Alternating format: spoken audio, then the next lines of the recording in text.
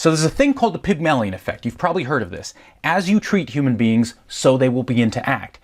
Is it possible that our own feeling of being different, separate than, not similar to our students, is leading them to act more differently than they normally would, which actually serves to widen that gap between us and them?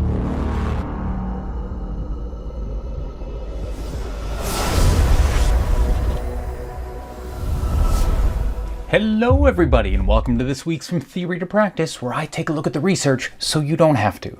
Now, the article I've selected this week is called Creating Birds of Similar Feathers, Leveraging Similarity to Improve Teacher-Student Relationships by Gelbach and colleagues. Now, we all know that strong student-teacher relationships have incredible outcomes on student performance, both academically and personally. But the question that always remains, well, cool, how do we do this? Now, the best tool we have for understanding how to build student-teacher relationships comes from John Gottman. Now, this man has devoted his life to understanding what makes strong relationships, and he has come up with 7 principles that define a strong functional relationship. Now, the first principle is this: learn what makes your partner tick. The more we understand each other's likes, dislikes, what gets us excited, what makes us angry, from there we can build a relationship map and start to find common ground. And common ground is everything when it comes to relationships.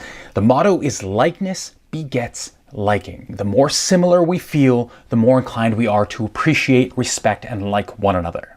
So that's where this paper comes in. This paper says, okay, can we build this sense of similarity between teachers and students? Can we boost their relationships through similarity?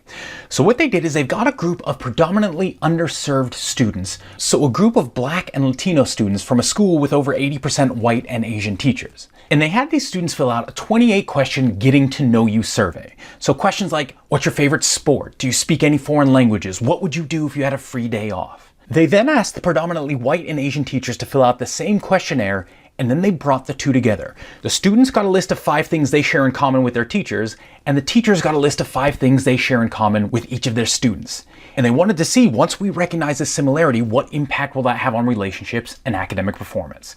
And here's what they found. Before the experiment, teachers rated their similarity to their Black and Latino students as 2.5 out of 4, and their similarity to their white and Asian students as a 3 out of 4. But 1 semester after doing this survey, their sense of similarity to their Black and Latino students jumped up to 3.03. So this shows they were able to build a lasting sense of similarity between people. But what impact did this have then on academic achievement? Before this intervention, white and Asian students had an average GPA of 3.23, while Black and Latino students had an average GPA of 2.63. But 1 semester after this intervention, that value rose up to 3.02. That's a 65% reduction in the achievement gap, all by finding similarities which help bridge the gap between us and them and make us want to fight for them and make them want to work and engage with us. So now then, let's bring that back to us. What does this mean for us as teachers? Well, I can think of 3 very important things. And the first is that it's worth considering at the beginning of each year, can we do something similar to this experiment? Can we use simple getting to know you surveys and questionnaires to find similarities between our students, which will start to build and sustain our relationship throughout the year? Having similarities isn't the only thing that forms a relationship, but it's a great solid base upon which we can build these later levels.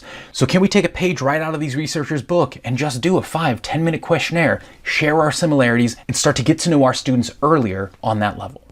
Now, the second thing is I think this research shines a light on our own implicit bias and how much impact that can have on other human beings' actions, how they behave, how they think, and what they show back to us. So there's a thing called the Pygmalion effect. You've probably heard of this. As you treat human beings, so they will begin to act. Is it possible that our own feeling of being different, separate than, not similar to our students, is leading them to act more differently than they normally would, which actually serves to widen that gap between us and them? The more we say, and I'm completely guilty of this, I say this all the time, I don't understand your technology. I don't understand what you like. I don't like your music. Is it possible that my focus on these explicit differences is actually driving a larger wedge between us, leading to more and more differences? Whereas this research says, hey, if we focus instead on the similarities, this might make our students want to connect, want to perform for us, and start to actually increase their academic achievement. And the third thing I think is this, is student-teacher relationships almost always are going to start with us, the teacher. we're the one who has to take the first step. I think a lot of us students just implicitly assume that there's going to be a hierarchy, that I'm going to use my status to make you feel bad, and very few of them are going to be bold enough to try and walk towards us. So most of the time it's going to begin with us walking down, stepping away from our position to meet them on their level. So this just means, where can we share some of our own humanity to start to resonate with them? Can we share stories from our personal lives? Can we share things that we like? Can we let them know that, yeah, we enjoy this movie, we like these sports? The more we're willing to take that first step, then it's more likely that they're going to feel safe, comfortable enough to take that next step closer to us. And that's how we start to bridge that gap, build that student-teacher relationship. So thank you all so much for watching. I hope you enjoyed that and you got something good for that. If you like what you see, if you can give us a thumbs up and subscribe below. Otherwise, I'll see you guys next time. Thanks so much for watching. Bye, y'all.